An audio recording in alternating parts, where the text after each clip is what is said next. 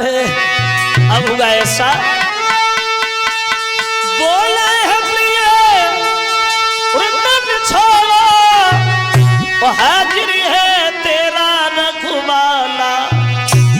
अब मेरे आगे देखी तो अब कौन भला हिम्मत वाला।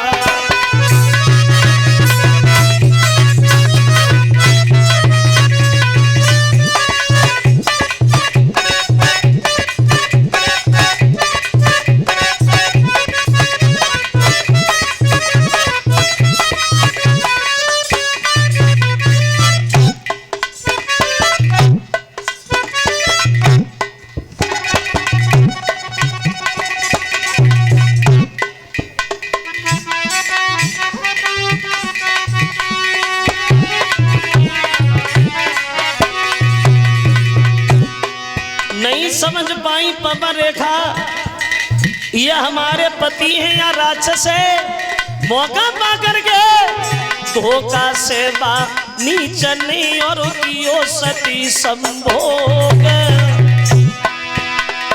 प्रकट है गयो अंत में पापी को संयोग।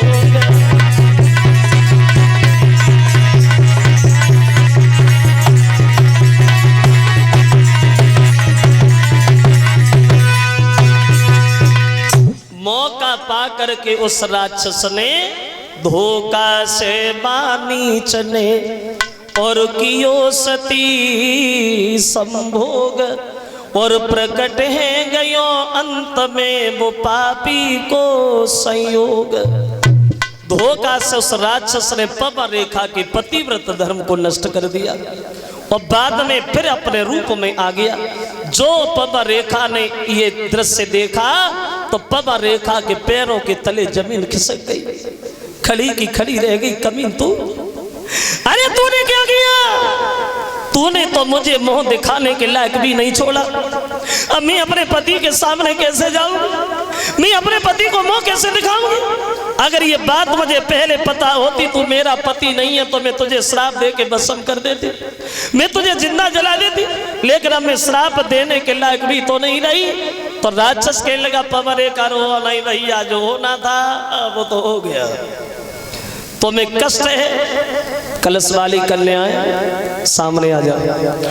अगर तुम्हारे मन में दुख है तो हम तुम्हें एक वचन देते हैं कि अभी तक तुम्हारे कोई लड़का नहीं हुआ था, लेकिन अब हम तुमसे कहते हैं कि अब तुम्हारे लड़का होगा। और जानती हो लड़का कैसा होगा? कहने लगी जानती हूँ। अरे तेरे जैसा राक्षस तो होगा? बोले हाँ हाँ मेरे जैसा राक्षस होगा, लेकिन तेरे जो लड़का होगा वो होगा कैसा? बोले सुनो, तो मेरे समान योद्धा होगा और भाई जीती न कोई पाएगा।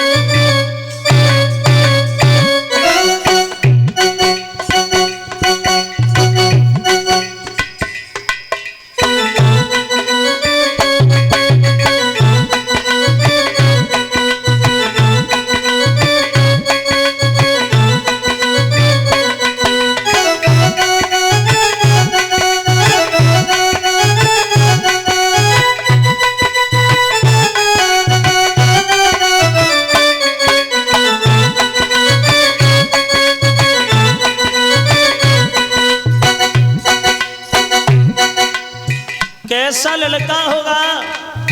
तो राक्षस समझाता हुआ बोला पवन रेखा सुनो हमारी बात।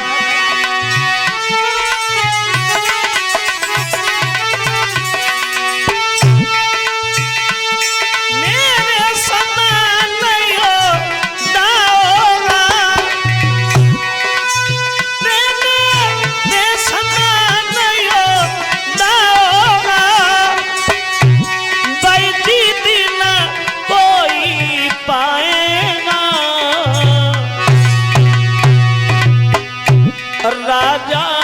और नर की बात है गया बस इंद्र हरि के जाएगा।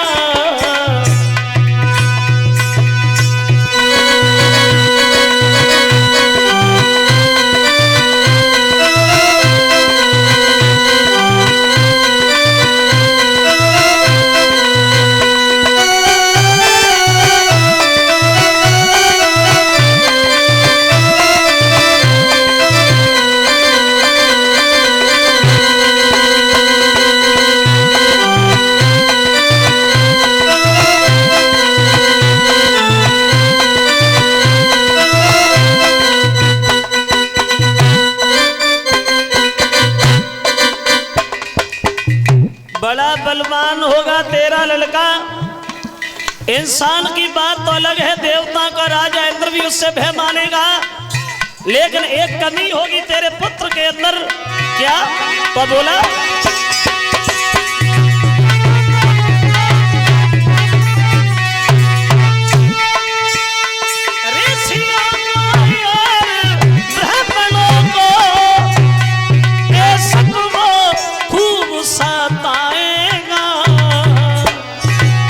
लेकिन पर ध्यान रहे इतनो प्यारी भगवान के हाथ से जाए